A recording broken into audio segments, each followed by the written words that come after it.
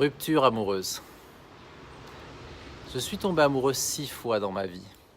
Tomber amoureux, c'est comme vivre un état de conscience extatique où tout ce qui nous intéresse est de passer du temps avec l'être aimé, où notre bonheur est son bonheur.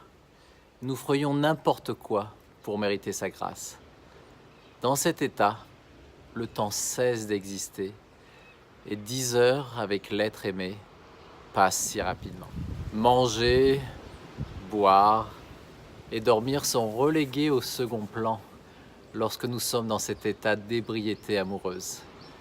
Une personne amoureuse suscite des craintes au sein de son entourage, car elle apparaît soudainement imprévisible. Pour cette raison, les psychologues ont décrit cet état amoureux en des termes peu favorables, dénotant un état d'obsession, une passion irraisonnée ou même une dépendance. D'après mon expérience personnelle, c'est un très bel état qui doit être chéri, apprécié complètement et rallongé aussi longtemps que possible, car il est si précieux. Le quotidien et la routine reprennent vite le dessus sur cette passion. Il n'y a rien de mieux qu'une relation intime pour notre croissance intérieure et développer notre conscience personnelle. Les périls sont importants et la nature nous appâte par ce sentiment magnifique d'être amoureux. Lorsque nous fusionnons avec quelqu'un d'autre, nous mourons et nous renaissons. La personne dont nous allons tomber éperdument amoureux est celle qui a le potentiel de maximiser notre développement intérieur. Malheureusement, nous savons que les moments de notre vie où nous avons grandi le plus ont peut-être aussi été les plus difficiles. Et cela est d'autant plus vrai pour les relations intimes. Je souscris pleinement à la théorie Imago développée par Harville Hendrix. Il dit que nous sommes attirés par des partenaires qui nous aideront à revivre et éventuellement à guérir les traumatismes non résolus de notre enfance. Le couple est parfois capable de s'aider mutuellement à revivre ensemble ces traumatismes de l'enfance afin de catalyser leur guérison intérieure. Cependant, bien trop souvent, l'un des partenaires prend peur, abandonne ou considère que la rupture est la condition la plus propice à cette même guérison. C'est une question de choix individuel et il est préférable de respecter le libre arbitre de la personne plutôt que de prétendre que nous savons mieux qu'elle en émettant des jugements et des critiques. Néanmoins, rompre avec un partenaire intime est l'une des expériences les plus douloureuses de notre existence ici-bas, comparable à la mort d'un être cher. Paradoxalement, alors que je n'avais que 19 ans, je ressentis la fin de mon premier amour comme la rupture amoureuse la plus difficile que j'ai vécue. Je n'avais pourtant aucun engagement formel, comme des fiançailles. Il n'y avait aucune complication juridique ou financière. Nous étions tous les deux très jeunes et notre rupture ne nous a touchés que de manière affective, avec très peu de conséquences pour nos amis et notre famille. Comment est-il donc possible que mes ruptures impliquant des enfants, des parents ou la séparation de tout notre patrimoine aient été moins difficiles à gérer? Cela confirme que notre expérience de la vie, les outils de guérison à notre disposition et une pensée mature sont essentiels pour la guérison des cœurs brisés. Pour cette raison, je souhaite partager avec vous ce que j'ai appris au cours de ce processus, dans l'espoir que cela puisse vous être utile. Le processus de découplage est brutal, car il implique de nombreuses parties de nous-mêmes, physiques, émotionnelles et mentales.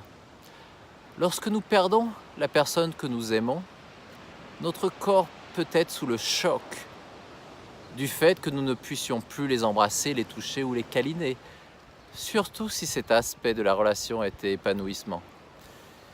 Il peut être aussi douloureux de ne plus partager nos sentiments, ainsi que les petites attentions du quotidien, de ne plus se sentir aimé, et leur absence nous pèse alors considérablement. Les longues conversations passionnées et stimulantes sur le plan intellectuel peuvent aussi nous manquer. Les souffrances de la rupture sont vraiment spécifiques à chaque relation. Cependant, cela nous laisse avec un grand vide dans notre vie. Il est cependant préférable de reconnaître et de ressentir ce manque plutôt que de le nier pour notre guérison. Je voudrais partager avec vous une citation qui m'a été envoyée par un de mes amis. Le chagrin, c'est de l'amour. C'est de l'amour que vous voulez donner, mais il n'y a plus personne pour le recevoir. Tout cet amour non partagé se rassemble dans les coins de nos yeux, dans le creux de notre gorge et dans cette partie vide de la poitrine. Le chagrin est un amour qui n'a nulle part où aller. Cotation de Jamie Anderson. Les personnes qui ne peuvent pas guérir et donc faire le deuil d'une rupture amoureuse sont celles qui refusent de ressentir la douleur associée à la perte de l'être cher. Leur ego refuse de vivre cette souffrance, car cela voudrait dire qu'ils sont responsables de l'échec du couple, et donc qu'ils étaient défaillants, qu'ils étaient mauvais, qu'ils rendaient l'autre malheureux, qu'ils méritaient d'être abandonnés, et ainsi de suite. Il s'agit de traumatismes d'attachement de l'enfance non guéris. Au lieu de cela, ils s'obsèdent à détruire et critiquer cette personne qu'ils glorifiaient auparavant. Ils tentent maintenant d'apparaître comme une victime, oubliant qu'ils sont rentrés dans cette relation amoureuse avec leur libre arbitre. Nous n'avons pas besoin d'être parfaits pour être aimés. Être humain, c'est être imparfait. Et nous faisons tous des erreurs. Je me suis donné entièrement aux femmes que j'ai aimées. Et je n'ai rien à regretter. Oui, j'ai fait des erreurs, mais j'ai agi au mieux en fonction de mes compréhensions de l'époque. Il n'y a donc pas de quoi s'attarder à refaire le passé. Après avoir rompu avec un partenaire que nous avons aimé intensément, la douleur est aiguë et les premières vagues de chagrin nous frappent durement. En avril dernier, peu après la rupture avec ma femme, si l'un de mes amis me demandait comment j'allais, je ne pouvais pas dire un mot, mais commencer à verser des larmes. C'était en fait une bonne chose. Après avoir dormi un peu et récupéré du décalage horaire, ma tête était à nouveau en contrôle et j'ai de nouveau perdu contact avec mes émotions. J'avais à nouveau blindé mon cœur pour ne pas ressentir la douleur de la rupture. Heureusement, mon ami Jacques m'a fait comprendre que je m'opposais à mon propre processus de deuil et donc de guérison émotionnelle intérieure. Ma tête avait si peur de perdre le contrôle qu'elle avait commencé à enfouir mon chagrin. C'était malsain. Les attentes de la société reliées à la non-expression des émotions négatives sont donc le contraire de ce dont nous avons besoin pour notre processus de deuil. La perte d'une relation intime peut prendre la forme d'une dépression, d'une lourde solitude, de l'angoisse ou d'une tristesse inconsolable, par exemple. Ces émotions doivent être vécues pleinement et somatiquement, c'est-à-dire avec le corps, et sans jugement. La grande erreur que nous commettons dans notre processus de guérison interne est de tout vouloir résoudre et analyser par la tête, alors que le corps est tellement mieux équipé pour libérer un traumatisme. Pleurer, crier, trembler a plus fait pour ma guérison intérieure que tous mes processus analytiques. L'analyse doit suivre la guérison du corps et des émotions, mais pas la précéder. Heureusement, nous avons la capacité d'apprendre de nos souffrances émotionnelles pour devenir des personnes avec plus de sagesse et de compassion. La vie nous donne justice car nous pouvons heureusement toujours bénéficier d'une situation difficile et douloureuse. D'après mon expérience personnelle, les vagues montantes et descendantes de souffrances émotionnelles prennent en moyenne une semaine et l'intensité de celles-ci diminue progressivement avec le temps pour finalement se stabiliser à un état normal. Récemment, pendant l'une de ces vagues, j'ai commencé à ressentir une énergie très lourde. Malgré cela, je suis allé déjeuner avec un ami, mais le plombier m'a appelé au moment où j'allais faire ma commande. Je devais donc vite rentrer à la maison. Je me suis rendu compte que cet appel était un signe que je devais mettre en priorité mon processus de guérison interne plutôt que mes activités quotidiennes. Nous sommes allés dans la pièce de la maison réservée aux guérisons émotionnelles et avec le soutien de mon ami, j'ai commencé à exprimer, sans filtre, toutes mes émotions négatives. Dans ce cas précis, je ressentais que les personnes que j'aimais le plus dans ma vie me considéraient comme un monstre.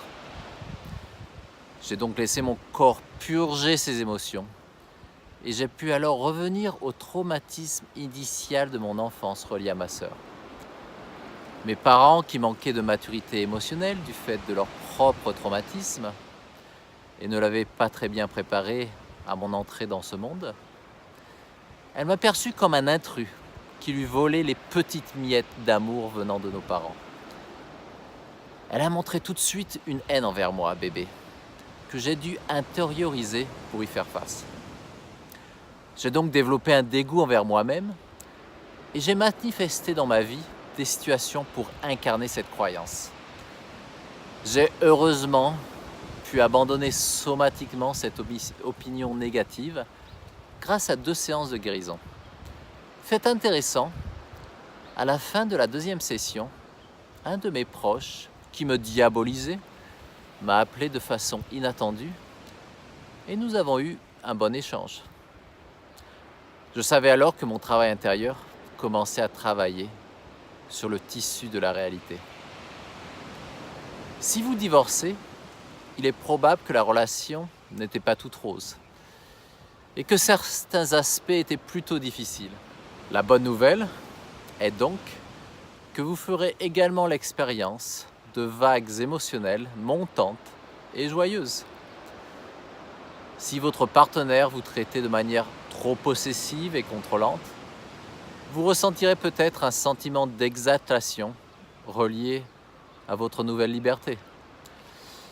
Si votre vie était submergée de drames constants, vous serez alors soulagé de retrouver la paix et la tranquillité. Si vous étiez constamment critiqué et que vous marchiez toujours sur des œufs, vous apprécierez d'être à nouveau dans un environnement à la fois positif et encourageant. Si vous n'appréciez pas les amis proches de votre partenaire, vous serez alors heureux de vous en éloigner. Utilisez ces vagues ascendantes à votre avantage. Assurez-vous de faire à présent les choses qui n'étaient pas possibles pendant le mariage afin de profiter pleinement des avantages de la rupture. Cela vous permettra de mieux vivre le divorce et de voir le verre à moitié plein au lieu de celui qui est à moitié vide. De mon côté, j'ai pris 1 mois de vacances en Europe afin de renouer le contact avec d'anciens amis et ma famille. Il n'y avait rien de plus apaisant que d'être entouré de gens qui m'aimaient et qui m'appréciaient pour qui je suis. Guérir, c'est vivre l'expérience inverse du traumatisme. Selon la sagesse bouddhiste, nous ne pouvons recevoir qu'après avoir vidé notre tasse. Alors laissez-vous remplir d'un sens d'anticipation positive et d'émerveillement de ce qui va vous arriver dans votre vie après la perte de l'amour. Sollicitez de l'aide. Nous avons été conditionnés par la société à tout faire par nous-mêmes. Alors naturellement, lorsque nous sommes blessés, nous avons tendance à nous isoler. Ce n'est pas sain. Nous sommes des créatures sociales et nous avons besoin les uns des autres. Après la rupture d'une relation intime importante, notre équilibre émotionnel se dégrade. Nous ne devons donc pas aggraver la situation en niant notre besoin humain le plus élémentaire de se sentir soutenu, aimé et pris en charge. J'étais très chanceux que de bons amis et des personnes aimantes me tiennent compagnie quand j'en avais le plus besoin. Il est naturel pour la plupart d'entre nous d'aider notre prochain, surtout quand notre soutien est apprécié. Cela nous donne une image positive de nous-mêmes, et aider l'autre, c'est aussi souvent se guérir soi-même. Le plus important, c'est d'être authentique dans l'expression de votre douleur et de vos besoins, et vous serez alors surpris de toute la bonté venant vers vous. Douleur réelle et douleur imaginaire. Comme je l'ai déjà mentionné, les ruptures sont parmi les expériences les plus douloureuses que nous puissions vivre. Cependant, nous pouvons rendre ce processus de deuil plus ou moins facile grâce à la qualité de nos pensées. Le sentiment de perte de l'être aimé est réel et cela prend du temps à guérir. Cependant, beaucoup d'autres émotions n'ont pas vraiment lieu d'être, dans la mesure où elles sont fabriquées par une pensée erronée. C'est là où notre adulte intérieur peut aider notre enfant intérieur blessé. Je vais vous donner l'exemple d'un dialogue. Enfant intérieur. Cette personne a détruit ma vie. Je ne pourrai jamais m'en remettre. Cette personne m'a détruite. Adulte intérieur. Ce fut une expérience difficile, mais je l'ai choisie de mon plein gré. Il y a d'importantes leçons à tirer de toute relation douloureuse. Enfant intérieur.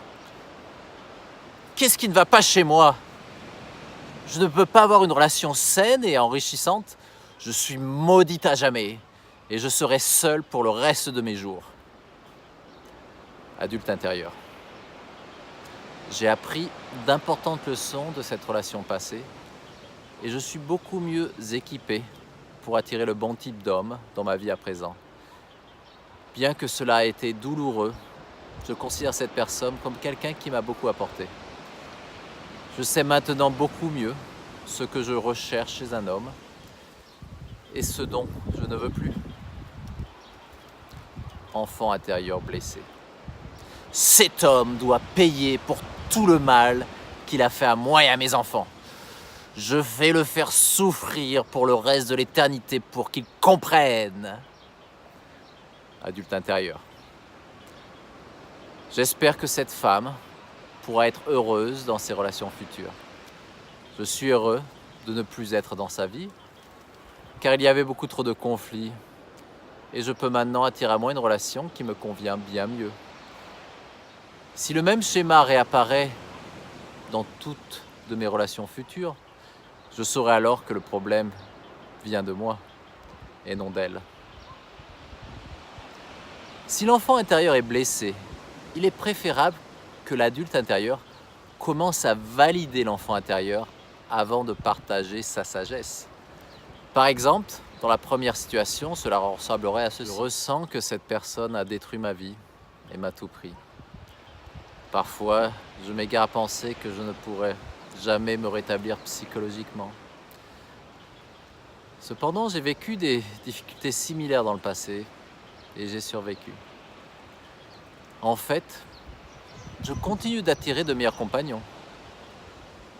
Je peux voir que ce fut une expérience difficile, mais je l'ai choisi de mon plein gré et personne ne m'y a forcé. J'ai bien appris quelques leçons importantes de cette relation.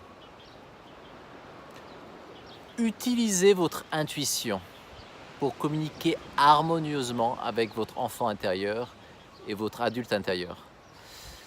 Si vous laissiez votre bambin tout diriger chez vous, cela tournerait rapidement au souk et votre doux enfant deviendrait un tyran en landau.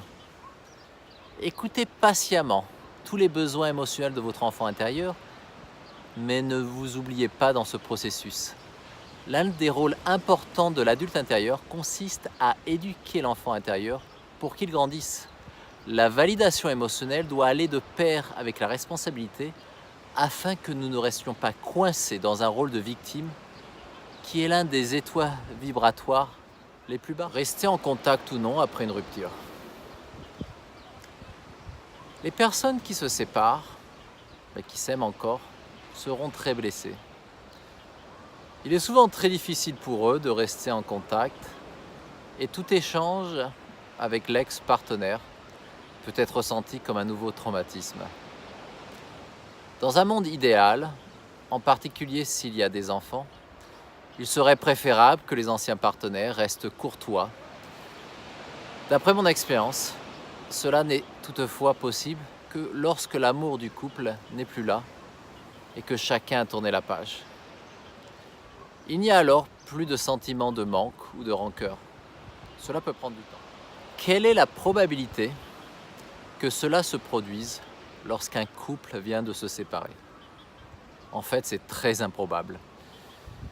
Si une personne n'est plus amoureuse, mais que l'autre personne l'est, la situation est tout aussi difficile. Je suis d'avis que les gens doivent faire ce qu'il y a de mieux pour leur guérison personnelle. Toutefois, si des enfants sont impliqués, accordez la priorité à la santé émotionnelle des enfants sans céder au drame et au contrôle de votre ex-partenaire. Je suis resté en contact avec quelques-unes des femmes que j'aimais par le passé et j'ai trouvé ces relations enrichissantes. Cependant, il a souvent fallu des années avant de pouvoir créer une amitié après la fin de l'histoire d'amour. Cela ne peut être forcé car l'amitié nouvellement acquise doit être inconditionnelle, éloignée de toutes les déceptions de la relation passée.